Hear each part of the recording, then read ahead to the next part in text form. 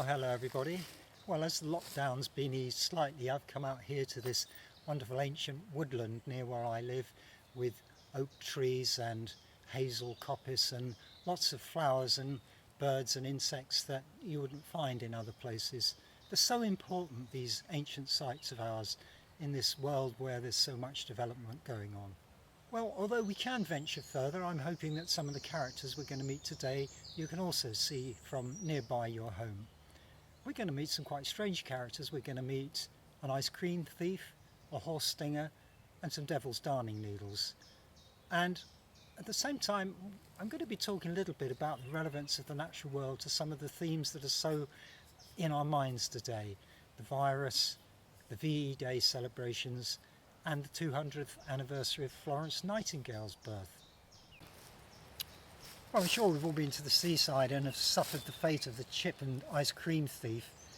Yeah, you've guessed it, seagulls. Well, are they seagulls? Actually, there's 12 different species in this country and 6 of them breed regularly, but we're just going to look at 3 or 4 today. Well, the chip stealer is usually the herring gull, often helped by the slightly larger cousin, the lesser black-backed gull. Herring gulls have pinkish legs and a grey back, and have become particularly fond of nesting on rooftops, and I know from experience that their voice can be just a little bit annoying at 5 o'clock on a May morning.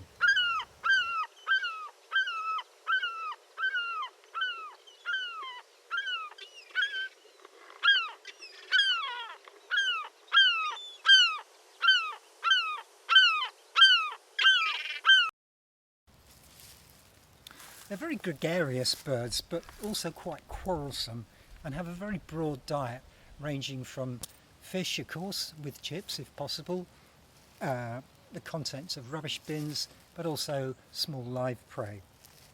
When they fly you can see the grey back and the black wingtips with white at the end. Well, the lesser blackback differs from herring gulls in 2 ways. First of all, they have bright yellow legs in the summer and a much darker back.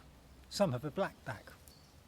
Why the variation? Well, you see, just like humans, the same species can have different races, and the darker backed birds may well be ones which have bred in the Baltic or somewhere like that and have come over to Britain, where we generally get the rather paler backed birds. But they're all the same species.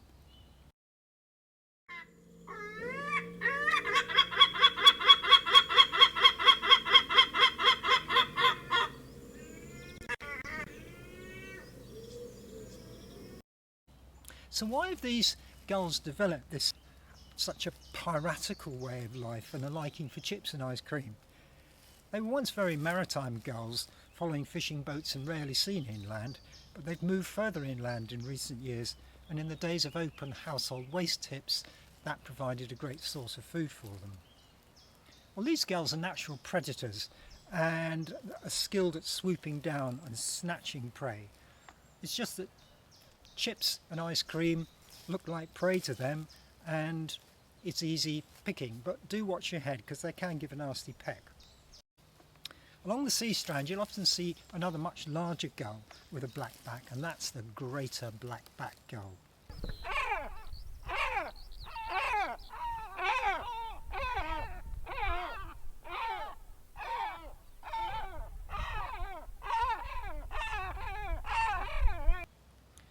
Apart from its size, it differs from the lesser in having pink legs.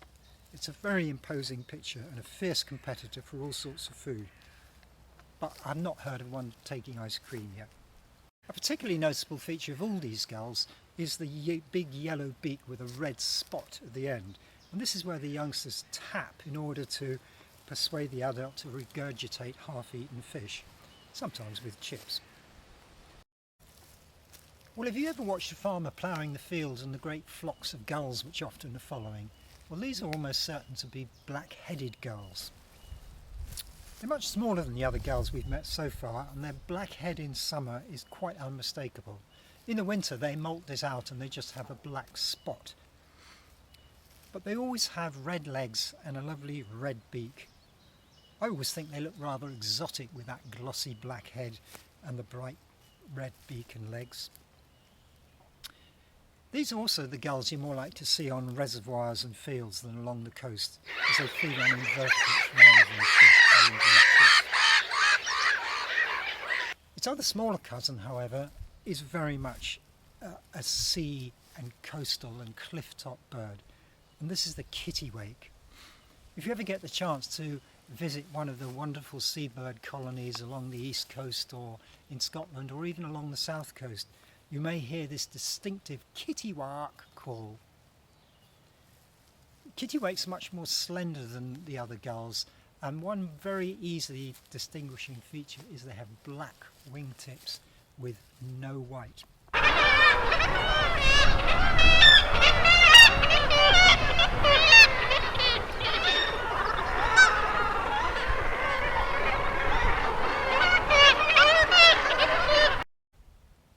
Well, so much for the gulls. Let's have a look at some much smaller birds that you be much more familiar with, I suspect. The titmice, or as they call them in America, chickadees. Well, there are 7 different species in Britain, and at almost twice the size of any of the others, the great tit is aptly named. Also, it has the widest range of calls of any British bird. When I first started bird watching, I was told, well, if you hear a bird and you don't know what it is, it's almost certain to be a great tit. And actually, that's not far from the truth. It has been recorded that they've got up to 70 different calls, and even individual birds have probably got half a dozen that they use all the time.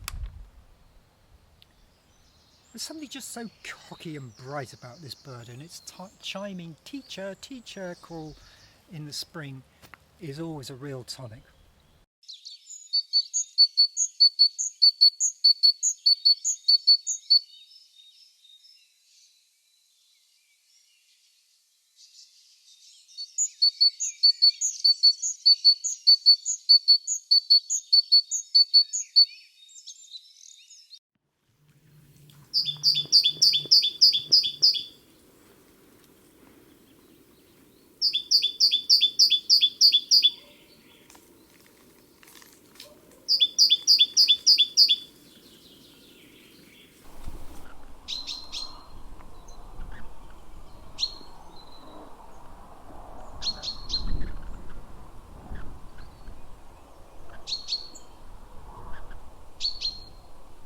Now, the great tit has a black head with very white cheeks and a black bib with a greenish back.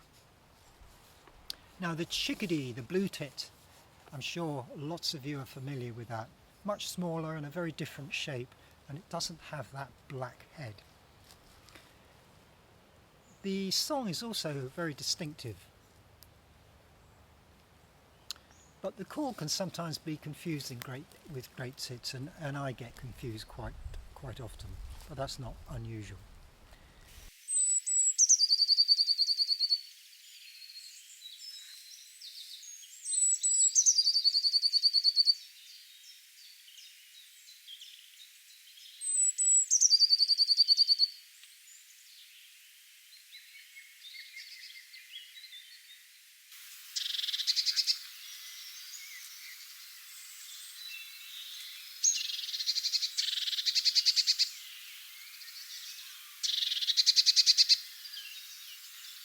When I was younger, this was the milk bottle expert hammering through the tin foil of the milk bottles on the doorstep to get at the cream on top of the milk. This was apparently behaviour which had been learned because tits go around in flocks and the youngsters learn what the adults are doing. In these days of buying milk from supermarkets and not so many doorstep deliveries, this behaviour seems to have more or less died out. Well, both of these tits are happy with a huge range of nest sites. Their natural habitat would be in a woodland like where I've been today, using old holes in trees or old woodpecker holes perhaps. But of course they've become very, very adept at nesting in gardens in nest boxes. But these tits were less in extraordinary places, and a friend of mine suddenly discovered that they were nesting in his hostess trolley, which was sitting on his patio. One interesting thing was that when he took a video, the great tit was using it, but then all of a sudden a blue tit turned up had a look and then flew away. I guess it was a case of mistaken identity probably, got a bit lost in the garden. Who needs spring watch when you can do these things yourself? Well, the last one we're going to have a look at you may not be quite so familiar with, and that's the coal tit. Coal tit looks a bit like a great tit, but it's got one very easily distinguishing feature. On the back of its neck is a white patch, and great tits never have that. It's got a very distinctive song.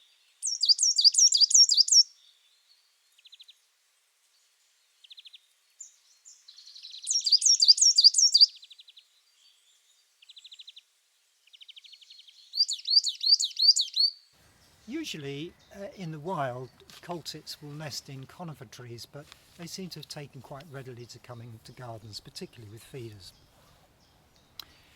Well, that's enough of chip stealers and bottle raiders. What about those horse stingers? I was once sitting by Dew Pond on the South Downs, which I'd helped renovate with some volunteers, and I was watching dragonflies over the water when a group of scouts came along with their leader. They sat down and started watching the dragonflies, and the leader said, "Oh, watch out for those boys, they'll sting you if they come anywhere near you."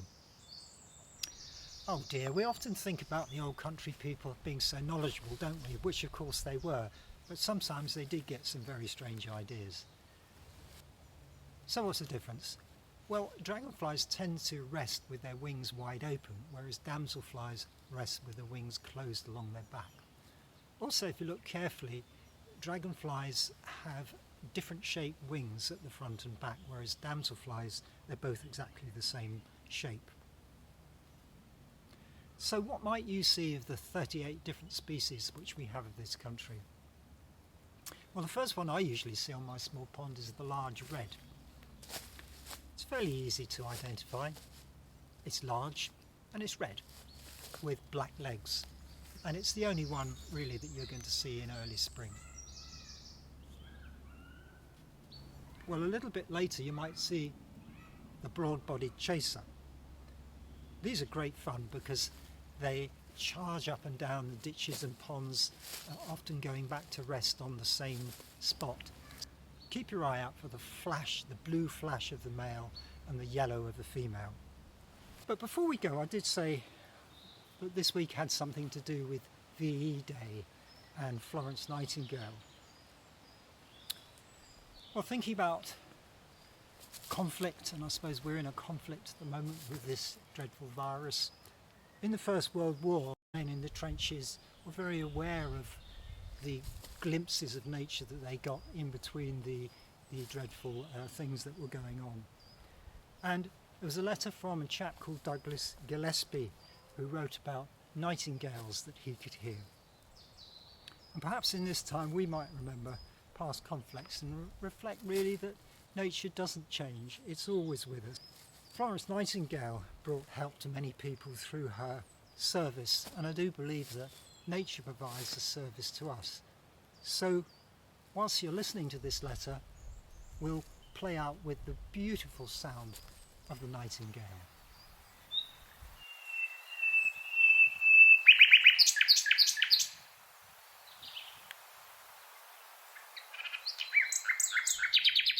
Presently a misty moon came up and a nightingale began to sing. I knew him at once, but it was strange to stand there and listen, for the song seemed to come all the more sweetly and clearly in the quiet intervals between bursts of fire.